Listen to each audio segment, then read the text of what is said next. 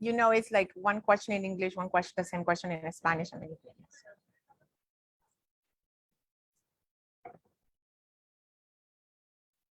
Hello, friends. I'm Fabiola. I'm here at the Dyckman Farmhouse Museum today with iconic Karen Washington. She is a dedicated activist in New York, and she's a community organizer and leader in the urban agricultural scene, and a committed advocate for Black and Brown folks. So, estamos aquí hoy día con Karen Washington, una activista agrícola urbana dedicada a la organización comunitaria para jardines de la ciudad de Nueva York, y es una líder en la escena de agricultura urbana y una comprometida defensora de alimentos para la gente afroamericana y la comunidad hispana. So, Karen, would you tell us about your work with Rice and Root Farms and how you end up becoming leader in the community? How did you become a gardener? How did all of that started? Well, thank you, Fabiola, for having me. Gosh, people ask me that question all the time because professionally I was a physical therapist. Oh. And so just like working in community gardens and trying my luck of growing food, I decided I want to grow three things: tomatoes, collard greens, and eggplant. And it was the tomato that changed my world. And by growing that tomato, it got me thinking like I could grow everything. So that's how I got involved. Ajá. Yo le he preguntado a Karen cómo es que se convirtió en una agricultora urbana y cómo comenzó su trabajo en su granja proyecto Rice and Root. Ella nos está diciendo que su trabajo inicial era como terapeuta física, entonces estaba ella muy enfocada en la salud de las personas y en su bienestar, y decidió enfocarse en plantar su propia comida porque eso beneficia la salud de las personas, y se enfocó en tres cultivos: el tomate, la berenjena y la lechuga verde. Y cuando sus tomates le dieron y ya los pudo cosechar, se dijo a sí misma: si yo puedo plantar tomates exitosamente, entonces quiere decir que puedo realmente tener un jardín urbano. Y así comenzó su viaje en esta escena de jardines. So, Karen, before we start your fabulous gumbo a la Bronx, I wanted to ask you, yes, this is going to be amazing. I can see already. A lot of the American foods are based on African foods, like okra, and black-eyed peas, and yam, and watermelon, and jollof rice. And a lot has to do with the African ingenuity and knowledge on how, agricultural knowledge, and how they bring all of that know-how to the Americas, and then they start adapting all of these with what they encounter here, but also bringing the seeds from West Africa to here. So, lo que le estoy preguntando a Karen es que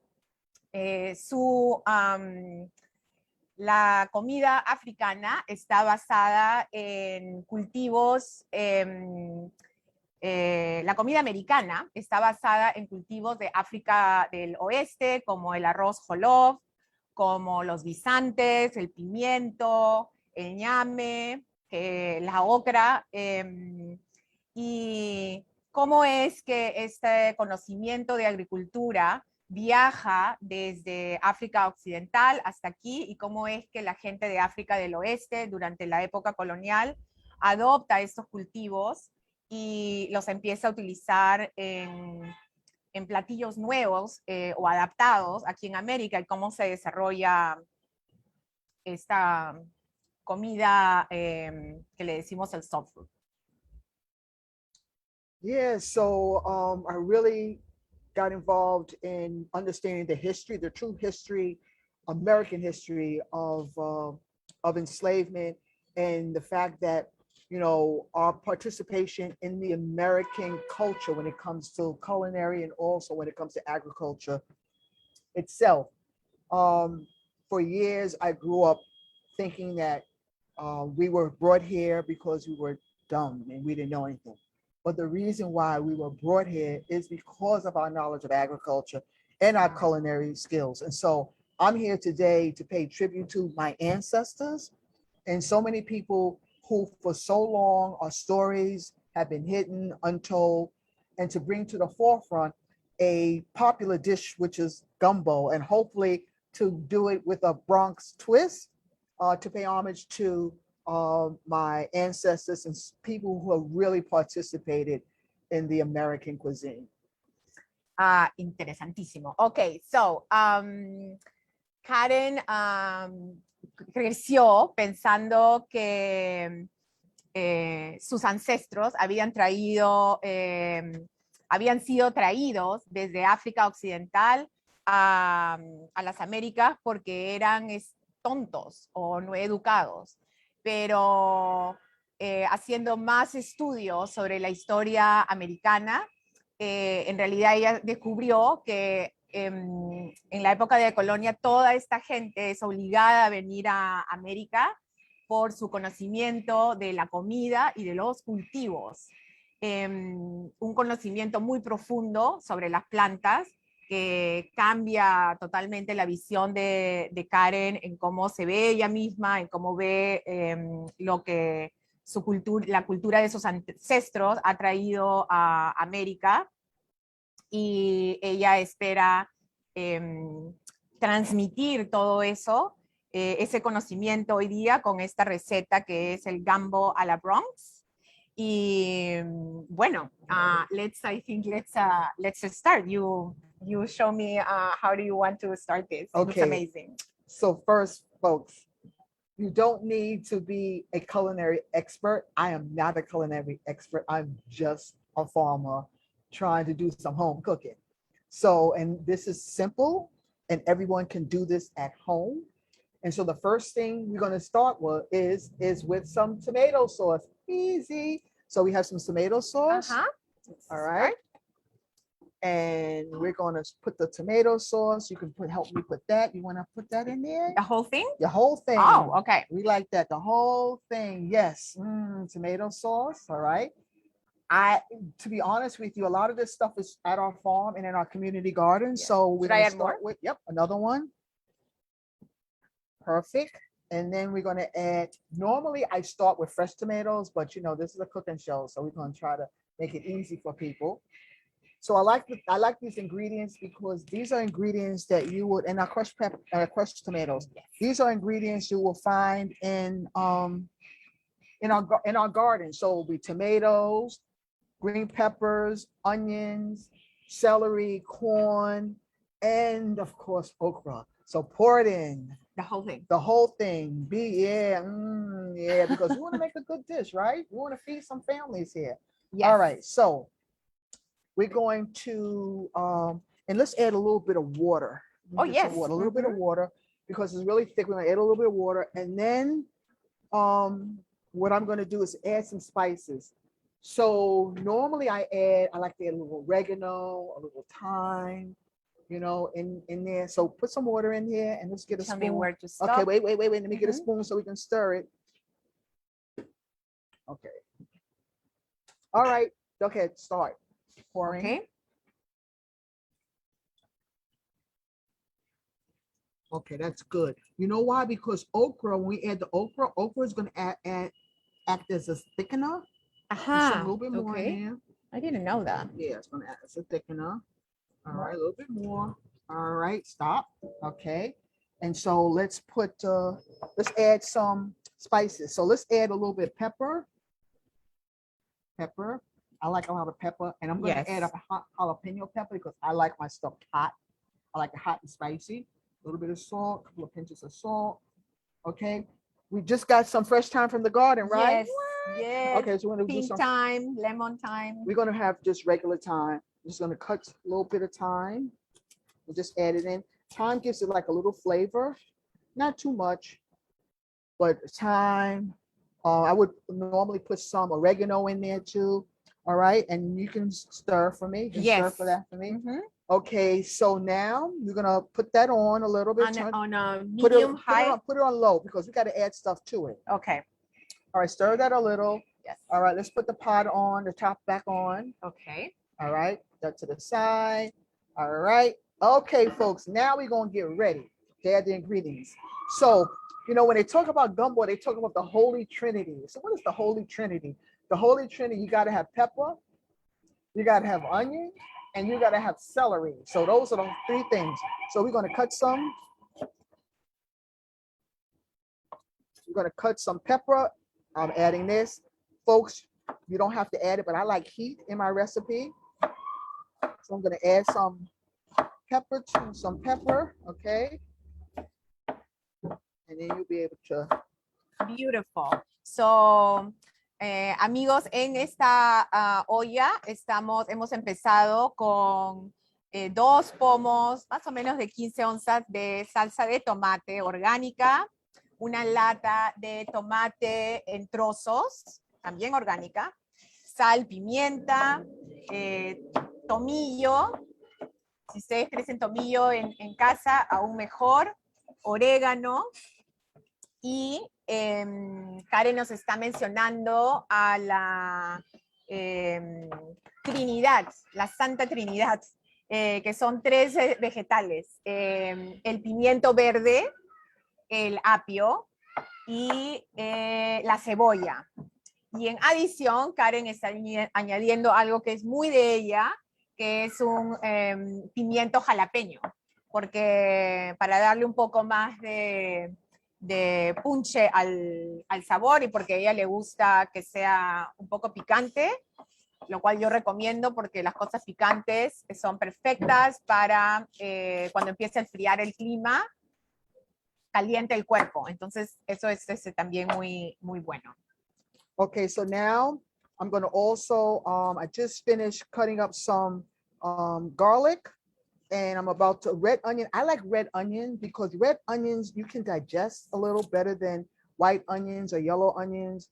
And so I found that trick from my brother who taught me, like, you know, red onions are so good. So, and I just try to peel it off, just the outer layer of the onion. Then we're going to cut it and we're going to put it in. So far I already did, look, I did the green onion, pepper. Green pepper, jalapeno pepper. I just did some ajo. Ajá. Español. Yeah. All right. I think you got at that, friends. Okay. So I'm gonna do some easy. Look, folks, like I said, my cutting skills is just ordinary or something easy. Just watch your fingers when it comes to onions. Karen nos está hablando también sobre la cebolla roja y cómo ella la prefiere sobre la cebolla blanca. Una recomendación de su hermano que le dijo que la cebolla roja tiene más sabor y es más fácil de digerir. Entonces, ajo, jalapeño, pimiento verde, cebolla roja y apio. Todavía no lo hemos picado, pero apio es el siguiente vegetal de esta receta. Y el apio, sí. That's right, the Holy Trinity, y'all. Yeah. Let's get some celery in here. Yes, beautiful. Y la okra, okra. Karen nos dice que es el vegetal que va a servir para unir todos estos ingredientes con las salsas. Es un enlace que hace que la mezcla tome más grosor, más espesor. La okra es muy importante en unir todos los ingredientes. That's right. Okay, so just a little bit of celery. Celery is sometimes really strong to the taste, so I just add a little bit because I really want the flavor of the okra. So look at this. Look, isn't this beautiful? Look. So we have peppers, we have onion, we have celery. We're going to add that to the pot so you can lift up the pot. Okay. And let's add that to the pot. And then you start smelling the aroma. Yes, it's already smelling. It's already smelling. And again, you can use as much as you can. This is a big pot. So right now, let's say I want to feed at least maybe 4 to 6 people with this pot. See? Beautiful. Entonces Karen está añadiendo todo, el ajo, la cebolla roja, el pimiento verde, el pimiento jalapeño y todavía no la ocra, pero es lo siguiente que viene. Y esta mezcla, esta receta, estas proporciones, muy al ojo, muy al estilo de Karen, nos recomienda que son para entre 4 y 6 personas. Okay, so now a little twist that I add because it's de la Bronx. Sí. De la Bronx. We're going to add, people don't usually do this, but I like to add corn to it because corn, believe it or not, gives it a little sweetener. A lot of people add sweet or sugar to their tomato sauce. It's not happening. So what we have here is that, oh, here. Should I cover? Yeah, you can cover. Okay. Because next. Should I move it before I cover? No, you know what I'm going to do? This is where you know, uncover it because this is a trick I'm going to show you. Aha. Don't do this at home, but I do this at home. So I take my corn and I just. Ah, I didn't know that one. Yay, I'm learning something. She's learning. Es un pequeño tip de Karen que That's ella right. siempre lo hace en casa y funciona. Funciona. Okay, I'm going to add another one. So make sure that when you start cooking, always wash your vegetables, okay? Even if you grow them in your garden, you have to wash your vegetables. So make sure, and we washed our vegetables, and we washed our hands, and our hair is back, so it's not in the food, and we've been tested, so we can stay here, we can talk. Yes. All right, so I'm just adding a little bit, and So Karen nos recomienda que siempre lavemos nuestros vegetales, aun cuando los vegetales los hayas cultivado tú mismo. okay, and usually what's left over, I give to my chickens. In my community garden. At Rise and Root, we don't have chickens, but we do have chickens in my community garden. So far, it's looking good. It's looking healthy, okay? But we're not through yet, folks, because the essence of gumbo is what? Okra. There you go. Okra. Okay. So now cover. Yeah, now cover. Okay. Okra. Who knew that okra, a dish from West Africa, will be a mainstay and when we talk about gumbo, okay? And there's different types of gumbo. You know, there's Louisiana gumbo, and there's a French gumbo, and they use a roll or they use a filet. But me, nah. My thickening, I use the tomato sauce. So normally what I do with okra, again, this okra is washed, is that be careful not to wet okra. You get it so wet because sometimes you get it wet, it gets like that slimy sort of thing. So I try to dry it off, to cut it first, and cut the ends off first. So we're gonna cut the tops off. And while we cut the tops off, you can ask me some questions. Yes, first, lo quiero decir es sobre el maíz. Algunas personas no añaden maíz al gumbo, pero a Karen le gusta añadirlo porque le parece que le da un sabor sutilmente dulce. Entonces a ella le gusta añadir el maíz. Y un gumbo al estilo Bronx no sería gumbo si no tuviese okra, que es el ingrediente principal y es el cultivo esencialmente de África occidental. Karen nos recomienda que cuando lavemos la okra, tengamos cuidado de no mojarla mucho, no debe estar empapada. Y una vez que ya está seca, cortar los extremos de cada okra, cortar las puntas, y luego empezar a cortarlo en rodajas. Yeah, so I'm cutting the tops off. Remember, cutting the tops, the tips off. Yes. And you know what's good? When okra is young, it's so good. The Ajá. problem with okra is we keep it on too long and the okra gets big. And when it gets big, it's hard and it's really no good. I mean, it's good in terms of you want to save for seeds. You mean on a plant if it gets too Or big? it gets too big on the plant, it's you can't use it unless you want to save seeds. And so like this okra is perfect because it's nice, it's small, it's young, and it's going to cook really fast and it's going to taste delicious. Okay. So each okra should be like 2 to 3 inches, and that's the right size to harvest. That's it. Ok, entonces, excelente recomendación para nuestra audiencia.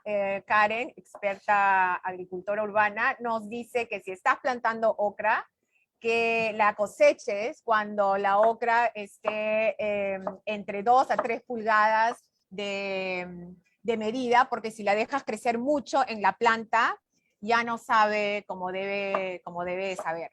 Y no te recomienda que la botes, pero que la utilices para guardar las semillas para la siguiente temporada agrícola. And see how I'm cutting the okra. Now, normally, you know, at home, I have a larger space, so everything is cramped here, but normally everything is like set aside, and try not to cut the okra beforehand. If you're going to do your gumbo a la Bronx, make sure you're cutting the okra the same time that you are going to cook. A lot of people do a lot of vegetables ahead of time, not okra, because okra have a tendency to turn black. Ah, like avocados, fast. Right, fast. Aha, I didn't know that. If exposed to water, or if you really cut it and you try to keep it overnight. So right now, we're doing it right now, the right way. Excellent. And what is the flavor of okra if you taste it on its own? Okay, so it's an acquired taste. And Ah, I say that because it has a, what can I say? It's more mucus. It's like a mucus sort of taste to it. And so to cut down on a lot of the mucus taste, I found, someone told me that, you know, if you want to cut okra under cold water. So it tends not to be so so do what mucus. you're doing right now, but under running water? Under running water. Oh, wow, that's challenging. Or the best thing is to cook it whole. Let me tell you my experience I had with okra, because growing up okra, like it's acquired taste, but then I had okra with steamed okra and shrimp. What? Delicious. All right, so now I'm going to use my hands. You can take Yeah, the top off, of course. because remember, I'm supposed to be home doing this. And so we're going to add the okra here, because me trying to be cute and dainty is not happening. Okay. All I right. love it. Mhm. All right, we're gonna stir it and see how we're doing. All right, and like I said, we can probably add some more. How many okras did you, more or less? For this, I would say maybe about 20 small ones. Okay. We're gonna add the rest of it here into. Now you see the string. I'm sorry, you see the string was because the okra was with the corn. So, but still, it's not gonna. All right. So how does that look, folks? All right. So we're going to. Okay. Is Let the that. temperature still on low? Should I Yeah, rise it? rise. You can raise it a little, and I just want to add a little tip more water, because Yeah. I got to get used. Right now, we're on burners, electric burners. We Yes. use gas though. It's a colonial house, so Okay, it's no fire is, problem. yeah. Doing the right thing. But it should be done on fire for sure. But Fire look is. at this, folks. Doesn't it start looking good? But you haven't seen the best part. That's going to be coming up pretty soon.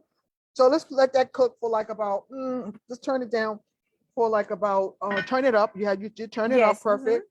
And so we're going to let it cook for like about maybe 10, 15 minutes for sure. And then we're going to add the most sensational part of the gumbo. I think I know. Tell me. The shrimp, The shrimp. What else? the crab, The crab. And what else? Usually the sausage. the sausage. Yes. Yeah. So now, folks, a lot of us have changed from eating pork. And so usually now beef sausage, chicken sausage is add. And so we're going to add the shrimp. We're going to add the crab meat. What? And we may hold back on the sausage because the sausage is pork. A lot of people don't eat pork, so I would recommend Make beef it sausage. lighter. Yeah, or you didn't have to put the sausage, but if real gumbo, you got to have the sausage and you got to have the seafood. It's no gumbo without that. And so we're going to do that, and then we're going to talk about the rice. Yes. So first, let me translate Yes. a lot of information here. So, el sabor de la okra. El sabor de la okra, Karen nos dice que es algo que tienes que desarrollar con el tiempo. No es un sabor que precisamente te vaya a gustar la primera vez, que tiene una consistencia o sabor como de moco, pero que al ser cocinadas sirve, y tal vez porque tiene esa consistencia, sirve como unificador para todos tus ingredientes. Los otros, y le añadió como 15 a 20 pedazos de okra picada en rodajas a nuestra olla.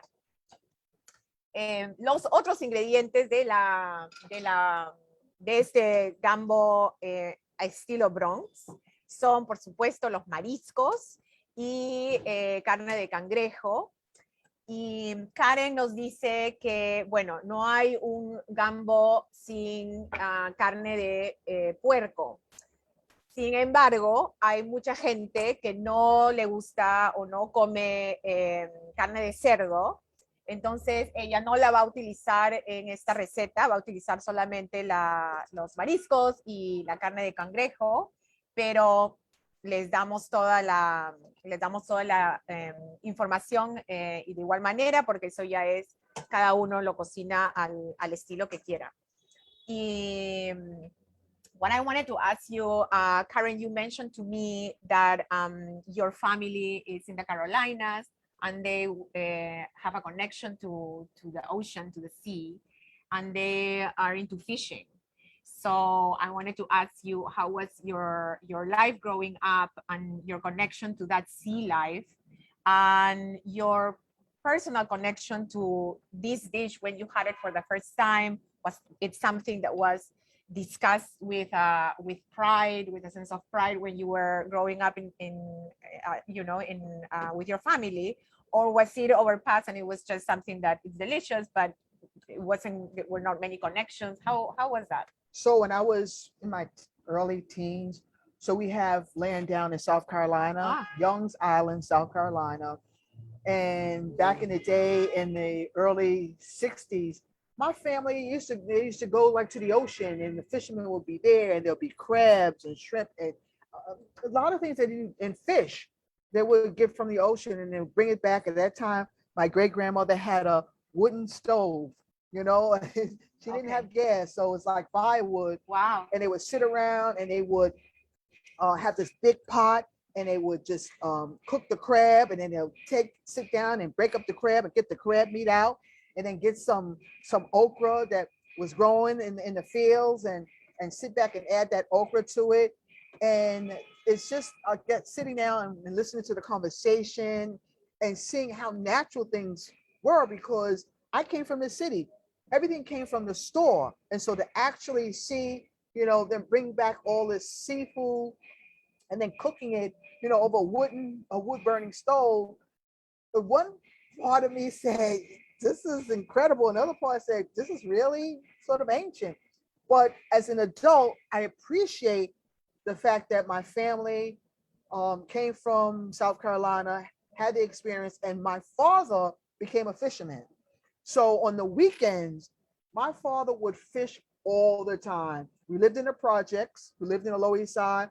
But every weekend, my father would go out and bring tons and tons of fish that he would give away to the community. Where did he fish?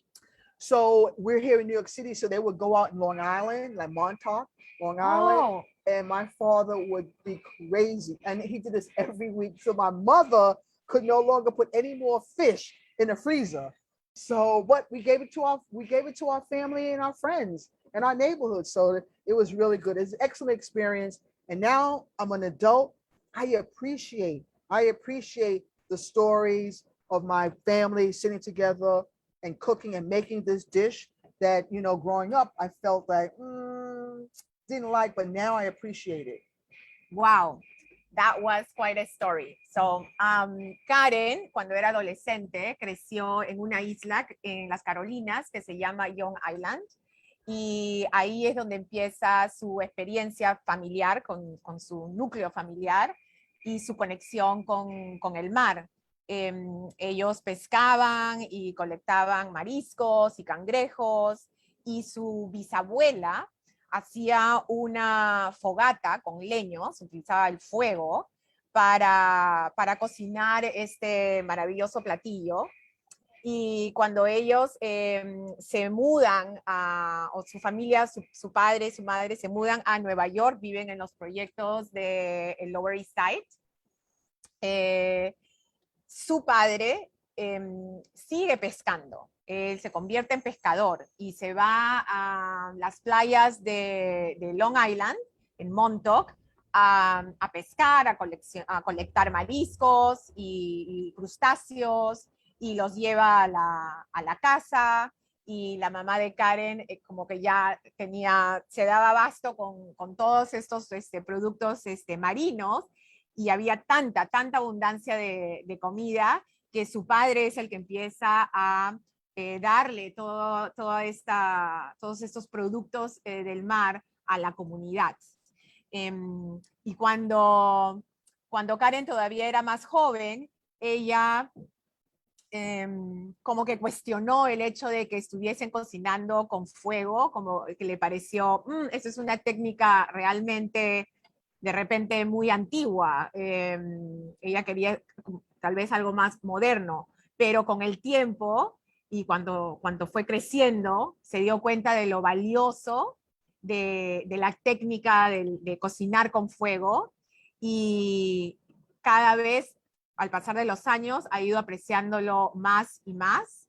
Y I want to make a connection here. Your father gave all of these, beautiful, sea foods to the community. Was that when maybe you started thinking about your love and being generous to the community? That started then, earlier, or not at all? I would say I had great parents. And I think their sense of giving to people in the community and family, I guess, was infectious. And so I can continue. My parents are no longer here, nor my brother. And so how do you continue the legacy of the gift that parents have given you? And so I try to be giving because they were giving people. Oh. And so I try to do that. So let's just check our pot Yes. here.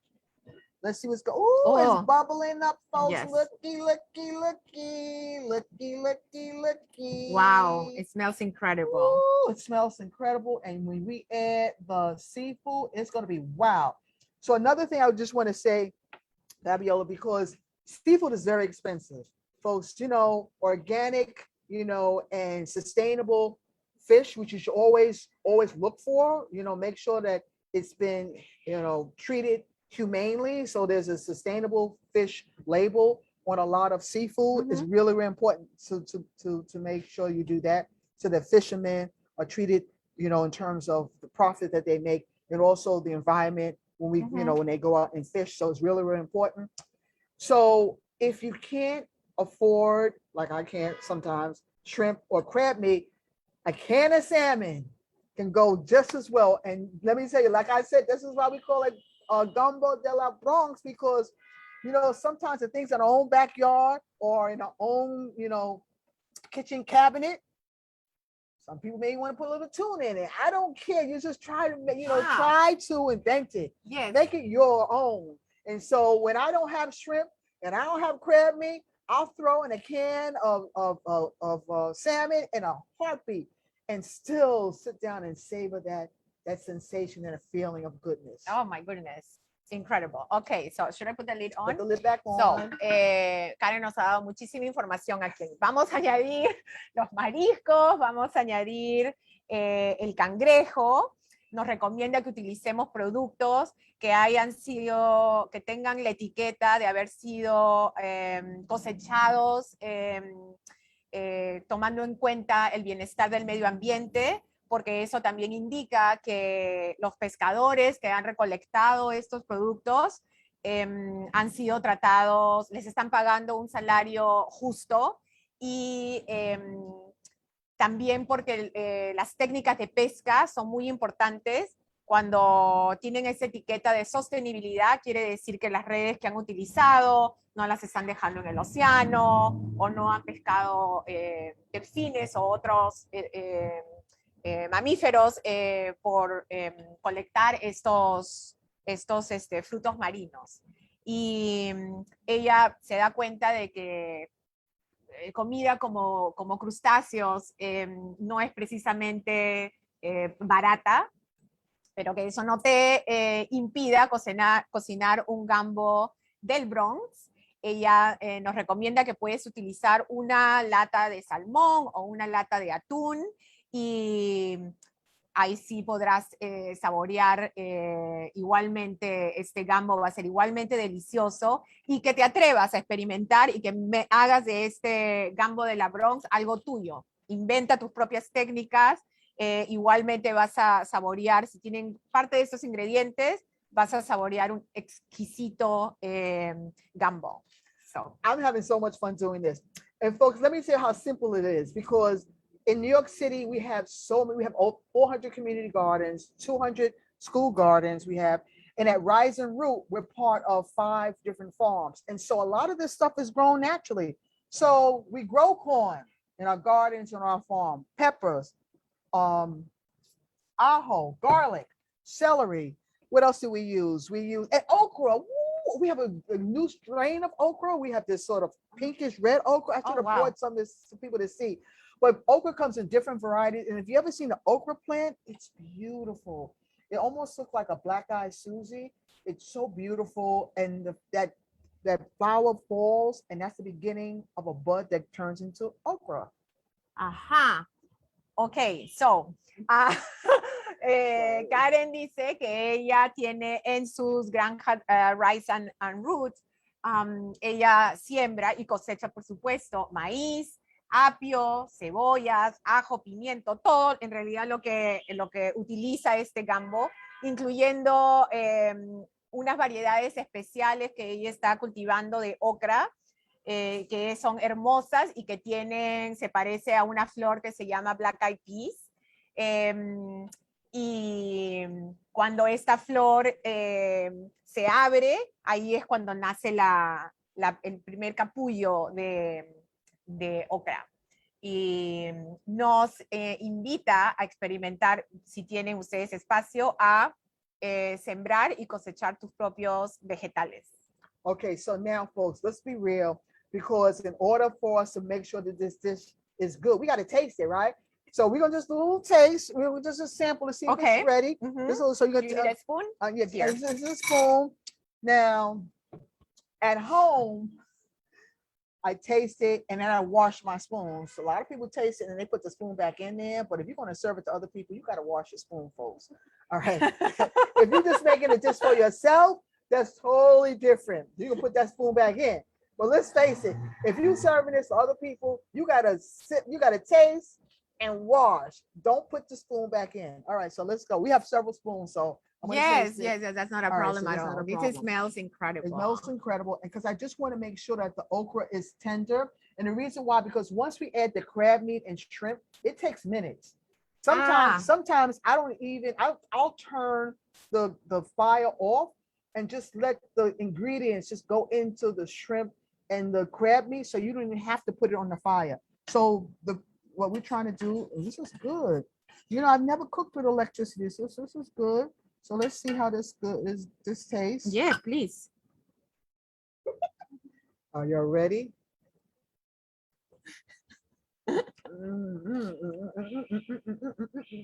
Amazing. If you're happy, we're all happy. I'm happy. All right, this is good. Now, some people like their okra like a little crunchy, and some people like it soft. So this is like in between. So I think we can. Are you ready? Add shrimp. Oh my God, are we at that point already? Amazing. Okay, so any other questions before we do that? And then before just give it a little bit more. Yes. So I'm gonna put the lid on. Okay. So okra is the quintessential African, West African food.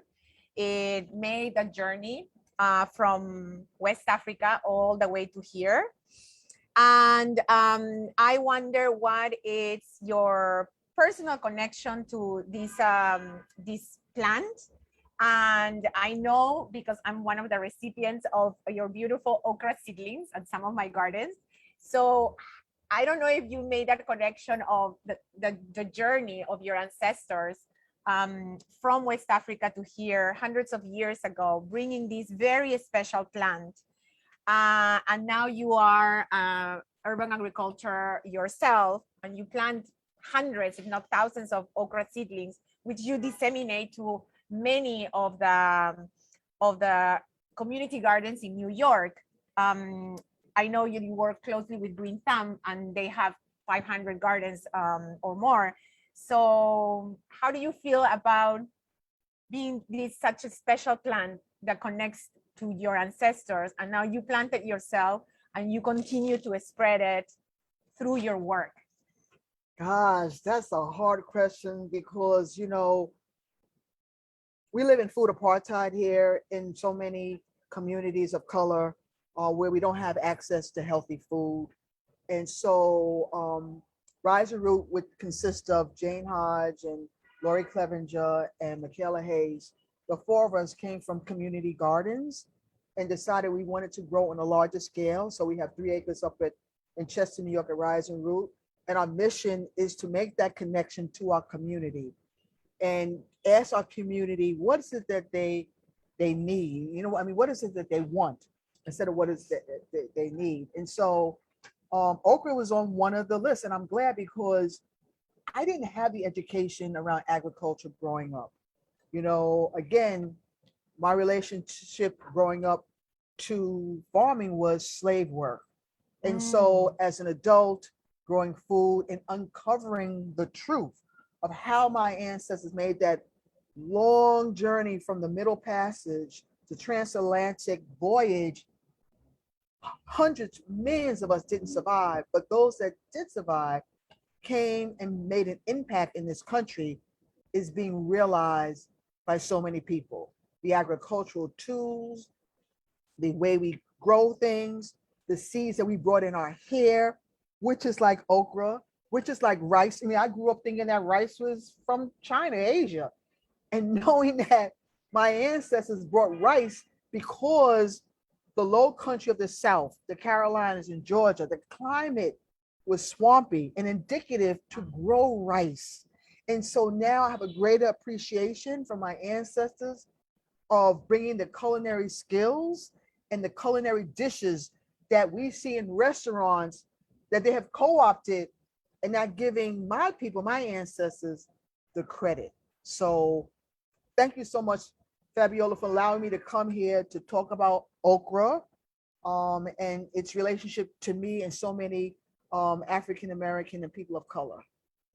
Wow, that was quite something. Sorry. So no, it's beautiful. So el trabajo de Karen en la granja Rice and Food y cultivar esta planta es un trabajo colaborativo entre ella, and you're going to have to say the names of your work. Michaela Hayes, Lori Clevenger, and Jane Hodge. Y entre ellas deciden cultivar esta planta, y Karen creció pensando que la actividad de plantar, la actividad agrícola, eso es algo que ella no sabía hacer, que ella aprendió una vez que ya era adulta. Ella tenía esta conexión entre trabajo agrícola o trabajar plantando, tenía era el equivalente al trabajo de sus ancestros como gente esclavizada. Entonces, esa conexión fue cambiando con el tiempo, y se transformó en lugar de ser algo que tal vez uno quiera ocultar o que te da como vergüenza, se convirtió y se transformó en algo de orgullo. Ella creció pensando, por ejemplo, que el arroz venía de Asia, de China, y no es así. El arroz, para su sorpresa, es un cultivo de África del Oeste. Y ella fue informándose y descubrió que esos ancestros y millones murieron en este viaje transatlántico, en la ruta transatlántica de esclavos. Millones murieron, sin embargo, millones también lograron venir a América. Y esas personas, sus ancestros, traían estas semillas en el pelo y trajeron todo ese conocimiento de plantas a las Carolinas, que tenían un terreno, un paisaje pantanoso, perfecto para cultivar el arroz, un terreno húmedo. Y así comienza esta conexión de ella entre esos cultivos, principalmente el arroz y la ocra, su hogar, el hogar donde ella creció, y luego todo eso se transmite al trabajo de Rice and Root ahora en Nueva York. So are you ready to add the? Yes, I'm ready. Ready, okay. Yes. So, What can I do to help you? okay, so I'm gonna have you do the honors of adding. Let me get you another spoon here, or you can use this. You're gonna add in the shrimp, and then you're gonna add in the crab meat, and you're gonna use the crab meat. I'm gonna take the top off. Okay. Okay, so don't be delicate. Just dunk it in. Okay. But without Well, the water, yeah. Dunk it in. Dunk it in. Ah, okay, I see. You see? Dunk Yes, it and I'm in. gonna spread it here. There we go. Ooh, baby, look at that. Okay. These little ones, everything, right? Listen to me. The more crab meat, the better it's going to be. Okay. Right? Okay. More shrimp or something. Yeah. All right. Okay. You did it all? Almost. Almost. See, back home, I would have had a handful and just dunk it all in. Okay, but you can do whatever you want. Yeah, do whatever you want. Yeah. Okay, so now take a fork. You can use your Yes. fork and just sort of spread the love around. Okay. Ooh, Wow. Lord have mercy. All right. Everything of the crab? Oh, put it in Okay. there. We're putting all the crab in there. Okay. It's like, what? Oh, all right, folks. Okay, Fabiola, there you go. See, she knows. Look at you did that. All right, where's the camera to dig in on? Where's the camera to show this? This is what? All right. So all you have to do right now is cut it off. Oh, that's right. Get every little bit. Yeah. And turn it off. And turn it off. Turn Okay. it Oh, okay. Turn it off. We don't need any more cooking. Oh, wow. Bubbling by itself. Give it between 5-10 minutes. Okay. Resistance. Entonces hemos añadido los mariscos. Es una bolsa de mariscos entera y un recipiente de carne de cangrejo. Lo hemos mezclado y hemos apagado la hornilla. Y Karen nos dice que, bueno, si es que lo estás haciendo en tu casa y estás tú sola, agarres todos esos mariscos empuñados y los pongas en la olla. Y algo más que no mencioné anteriormente, Karen recomienda que cuando coseches tus plantas, laves las plantas, te laves las manos, que si vas a cocinar para tu familia o para la comunidad, siempre utilices diferentes cucharas para probar. Y yeah, for right now, that's about it. And I can't wait to know what's going on in here. So next, like you can have it two ways. Either you can have it like this, which is nice and thick, or it's usually served over rice. And so we started rice early, and we have some rice that we have. Yes, the Carolina Gold rice. From Edisto Island is one of the islands in South Carolina. And so again, the story of rice brought in our hair. And for me growing up, it was always Asian rice. And it was like to find out, to find that my Yeah. ancestors brought rice in their hair and it was one of their mainstay dishes. You know, all of a sudden the window door just blew open to experience so many different West African cultures that have brought hair to the United States. And so now we have some rice that we started cooking earlier, Mhm. and the camera can see the rice. And Yes. so what we're gonna do with the rice is that we're gonna plate it, and then we're gonna put some of that. Oh, it's gonna be added in here. No, no, no, no, Oh, no, no, no. Oh no, we're gonna plate it on our Oh, bowls, on our bowls. on our Yes. bowls, and then we're gonna dunk. We're gonna dunk a huge serving spoon, and we're just gonna cover the rice with gumbo de la Bronx. All right. So are we ready? Yes. All right. Would Yes, you like we to do the honors? Yes, sure. All right. So first, let's get some with rice. this or with this? Maybe with the rice with this and then the gumbo with Yeah, this. yeah. Okay. Okay. So First the rice or first the first, gumbo? the rice. Oh, first the rice. First the rice. And so what happens that when it gets really, really low after you've eaten the gumbo so long, and there's a little bit of rice left, and sometimes I'll throw the rice in. But for now, Is that perfect. enough rice? More. That's enough rice for Okay. us. Okay, and then you had do for you. Oh, okay. All right, Yes. and so we can have two, so that people know that Mhm. for 2 servings. All right, and how much you like? You know, if you don't like that much, you just No, say, no. It's Okay. do you want more? Okay, a little bit more. Yes. Okay. All right. Thank you so much. Okay, Okay. now put the top back on. Yeah. And for safety, we're gonna make sure we put the handle out the way so we Good don't hurt idea. ourselves. Okay. Yep. Oh, wow. Okay. So it's really in minutes. Got it. Okay. So let's take a look. Let's take a look. Smells incredible. Okay. So now here, take the ladle, like the ladle, Yes. because I want mine on top. Okay. So, and I'll tell you when to stop. Okay. Oh, look at it. Look at it. Just hold it. Just hold it so the camera can see it. Fabulous, right? All right. Let's dunk it. Dunk it. Okay. Dunk me. Dunk me. And Cover it, right? cover it. Cover Yeah, it. I don't want to I see wanna any. I give don't you- want to see anything, but just. But just gumbo on top. But Oh, gum- okay. Got it. oh yeah, yeah, yeah, yeah, yeah. All right. Perfect.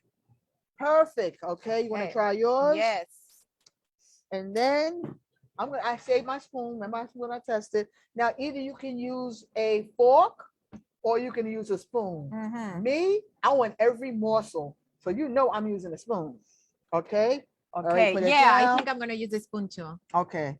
Yeah. All right. So Let's see. Here we are. here we are. The big test. I have to admit that I've never tasted okra. I'm embarrassed to say. Okay, take over. Mm. Mm. I think I like the okra crunchy. I like that crunch. And I can see what you meant about the texture. The rice is delicious. I'm a rice lover. Oh, this is perfect. It doesn't really, I mean, up to the taste of people, it doesn't need pork. Too bad, camera people.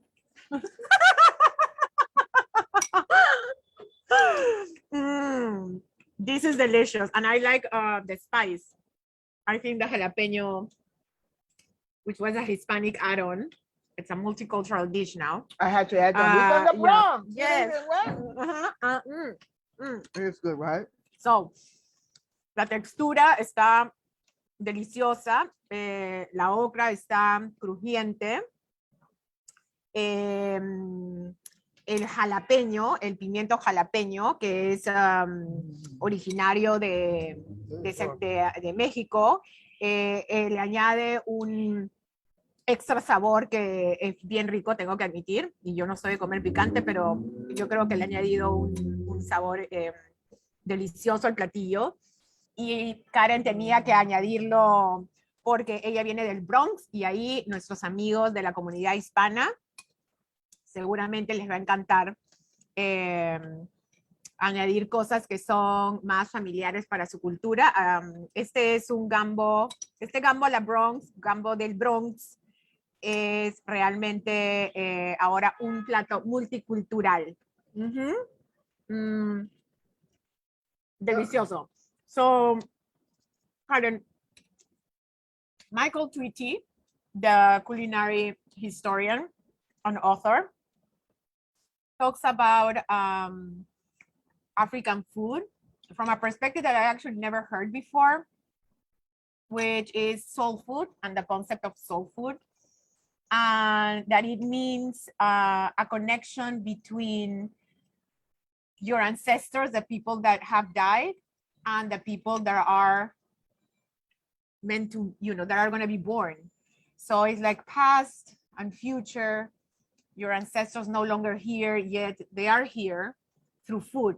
Soul food was labeled under something that it's intangible, like love and God, and it's the only cuisine in the whole planet that has that connection. So do you have a spiritual connection to food? I think I know the answer. But... Oh, without a doubt. Look at me now, holding on. Look at my belly. Oh, yes, there definitely is a connection. And, you got to give thanks and praise to the people that came before you. And by really keeping the ancestors in our heart, we do this by celebrating the food and the cuisine and the techniques that they brought to us. Delicious. Entonces lo que yo les he preguntado lo que le he preguntado a Karen es, hemos hecho una referencia sobre el historiador culinario y autor Michael Tweety, que dice que la cocina africana es la única que está bautizada bajo algo que es totalmente intangible, como el amor y Dios. Y este nombre es soul food, comida del alma. Y la comida del alma, soul food, hace una conexión entre los ancestros de la gente africana que ya no están con nosotros, sus muertos, y la gente que está por nacer. Y es la única comida en todo el planeta que ha nombrado su comida a base de algo bellísimo. Y Karen nos dice que sí, que por supuesto ella tiene una conexión espiritual con la comida y saber que sus ancestros inventaron los cultivos, domesticaron estas plantas para tener estos cultivos por cientos de años y luego trajeron todo ese conocimiento hacia este continente y es algo que ha sido heredado hasta el día de hoy. Hacer ese tipo de conexiones han cambiado todo para Karen y que cómo no se le va a notar que tiene una conexión espiritual con su comida cuando está gozando de cómo sabe este delicioso platillo.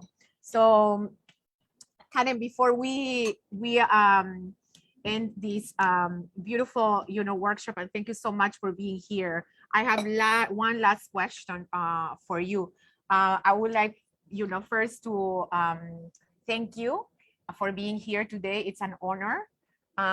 You're very generous with everything that you do, your time, your knowledge. Thank you so much for being here. And I want to ask you, how can, people that, I think everybody knows you, but for people who may not know you, how can they find more about your work? And if you can tell us about the Black Farm Fund and your work with a community, which I think it's different than Rice and Roots. Mm-hmm. And I know it's very interesting, but if you could tell us more about that. Yeah, so look us up, a Black Farmer Fund, and the reason why we started a fund mm-hmm.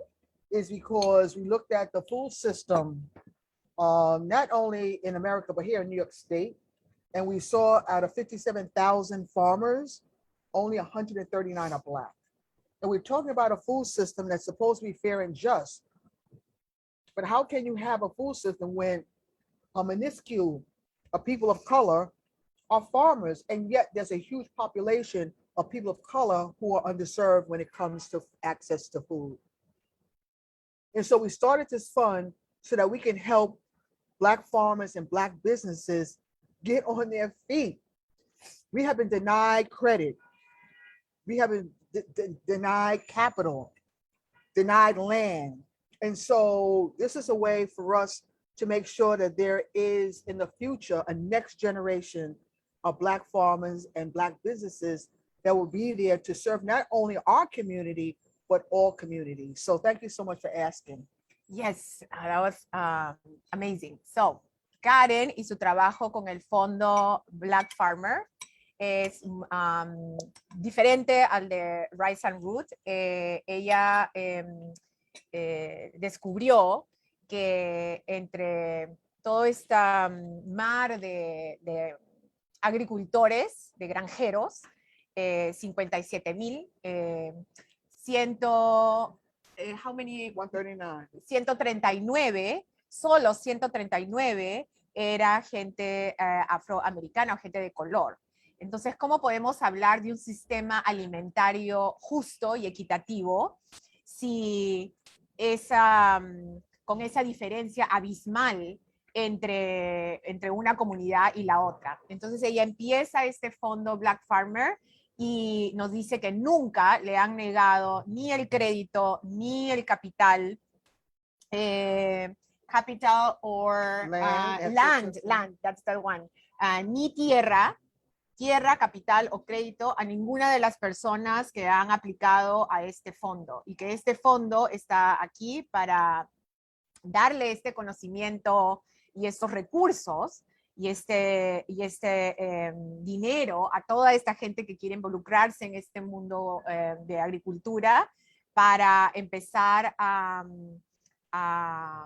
que la balanza sea más equitativa, y que todo este aprendizaje que esta gente joven vaya a tener sea para regresarla, devolverla a su comunidad.